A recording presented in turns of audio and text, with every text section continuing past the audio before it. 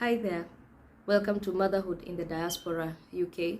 My name is Paulette. I am a nurse and a mom currently living and working in the United Kingdom. I share my journey being pregnant and traveling to the United Kingdom while being pregnant, everything parenthood, nursing, and lifestyle. So make sure you subscribe to this channel, and also the podcast version is available to listen in audio form in Apple Podcast, Google Podcast, Spotify, Anchor, and iHeart Radio. So make sure you also share that to all the people you know. So this is going to be episode 5 of my journey, and if you've not listened to the rest of them, kindly do so before we continue with episode 5. So as the topic suggests, today we're going to speak about everything maternity leave, maternity pay, maternity rights. And we are going to be more factual today, less of story time and more facts. Okay, so I'm using 2 websites that I would highly recommend for you to check, which is gov.uk, the government official website, as well as Citizens Advice, which is a simple website that has also a free toll number that you can call. You'll be given advice on anything and everything that you are in doubt. So if you're an immigrant and you are in the United Kingdom, what is happening? You're in the United Kingdom and you feel like you might need help on something and you're not sure how to go about it, just type Citizens Advice and you'll be able to get information. Okay, so we get right into it. So we're going to start with maternity pay. So who is eligible for maternity pay? How is it calculated? And everything. So there are 3 types of maternity pay. There is one called the statutory maternity pay, the second one is called maternity allowance, and the third is contractual pay. So what's the difference? I'm going to rush through this, so be very attentive. Statutory pay, also called the SMP, is provided by your employer and you have to be eligible for it. So what is the eligibility criteria? First, you have to have worked for the same employer for 26 weeks before you are 15 weeks pregnant. Do the quick math. Yeah, so in order for you to get this pay, you have to maintain the same employer and have to have worked for at least 6 to 7 months before you're 15 weeks pregnant. Okay, so second eligibility criteria is you need to make at least 123 pounds per week, of which if you're a nurse and you're receiving at least 27,000 a year, you should fall under this category. So in short, this is for people who are employed, people who are at work, not receiving any benefits as well. This also falls under both the NHS as well as those working in the care home. I'm not so sure about those in private, but for NHS and care homes, you are eligible to get statutory pay as long as you meet the eligibility criteria. So how is it calculated? It's usually an average of the amount you get during your qualifying period. And what is qualifying period? It's usually between around week 8 to 10, all the way to around week 22 to around week 26. So if you're pregnant, make sure you do maximum number of shifts, and if you are smart about it, you're going to do smart shifts. Okay.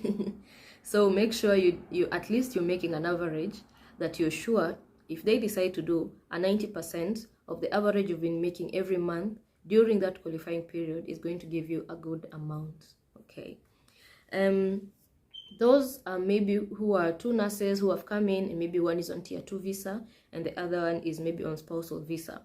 The second person on spousal visa, if they are working full-time as an agency nurse, employed full-time as an agency nurse, you may be eligible to work and get statutory pay from your agency, as long as you talk to them and read out your contract before signing them, and also inquire this from them as well. So I'm a huge believer of my people perish because of lack of knowledge.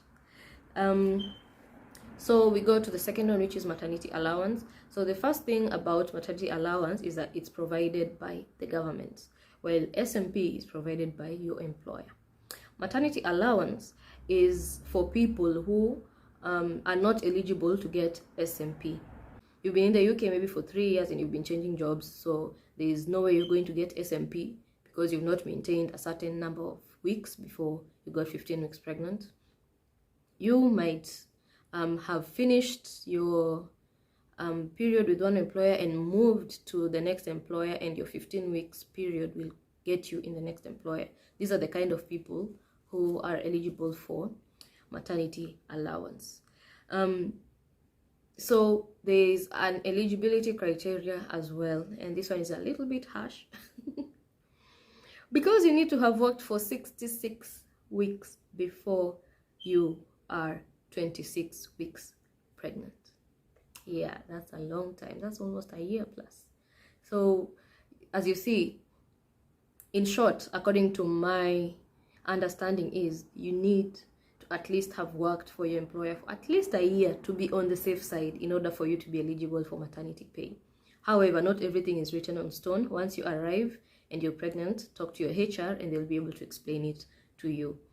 But keep it in mind, if you're pregnant before you came to the UK, you might not be eligible for maternity pay. If you want to know how much you are going to be paid, just go on to gov.uk and there is usually a calculator that's going to give you an estimate.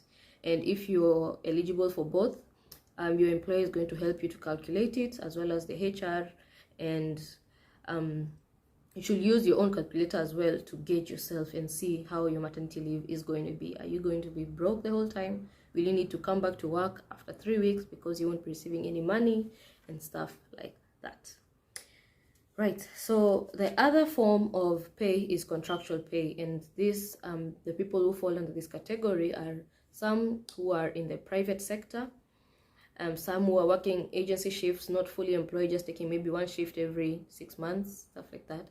So you can request from the HR to give you a contract that says that has a clause on maternity pay, because some people have contracts that do not have any clauses, and when it comes to maternity pay, they lose out because they do not have information on it. So you kind of lose out on a lot.